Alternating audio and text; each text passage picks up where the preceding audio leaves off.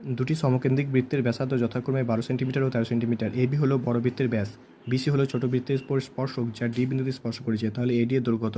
তাহলে দুটি সমকেন্দ্রিক বৃত্ত আঁকা হলো যার দুটি ব্যাসার্ধ যথাক্রমে 13 আর এটা হচ্ছে 12। আমরা জানি কোনো বৃত্তের স্পর্শক থেকে তার কেন্দ্রে যদি রেখা অঙ্কন করা হয় তাহলে সেখানের মধ্যে কোণ হয় 90 ডিগ্রি। তাহলে এটা যদি 90 ডিগ্রি হয়, এটা যদি 12 এটা 13 হয়, তাহলে পিথাগোরাসের উপপাদ্য অনুযায়ী এটা হবে কত? 5, কারণ 5 12 13 এটা হচ্ছে পিথাগোরাস ট্রিপলেট। ঠিক আছে। আবার আমরা জানি এটা যদি একটা অর্ধবৃত্ত হয়, এবি থেকে এটা যদি একটা অর্ধবৃত্ত হয়, তাহলে এই যে পরিধিতে যে কোণ উৎপন্ন হবে সেই কোণ হবে 90 ডিগ্রি। তাহলে এটা যদি 90 ডিগ্রি হয়, এটা যেহেতু 5, এটাও 5 হবে, কারণ ডি হচ্ছে এখানে মধ্যবিন্দু। তাহলে এটাও 5, এটা 5 যদি হয়, তাহলে এখান থেকে আমরা এসি মান বার করব। এসি মান কীভাবে বার করব? এখানে এবি হচ্ছে কত? 26 সেন্টিমিটার, কারণ এটা 13 এটা 13 মানে 26 সেন্টিমিটার। এই টোটালে 26 সেন্টিমিটার, এই টোটালে 10 সেন্টিমিটার। তাহলে √26 স্কোয়ার মানে 10 স্কোয়ার করলে 24 পাওয়া যাবে এসির মান। এবার এখান থেকে কী করবো? এডির মান বার করবে। এডির মান কত হবে? এটা 5, এটা 24 হলে এডির মান হবে √24 স্কোয়ার প্লাস 5 স্কোয়ার।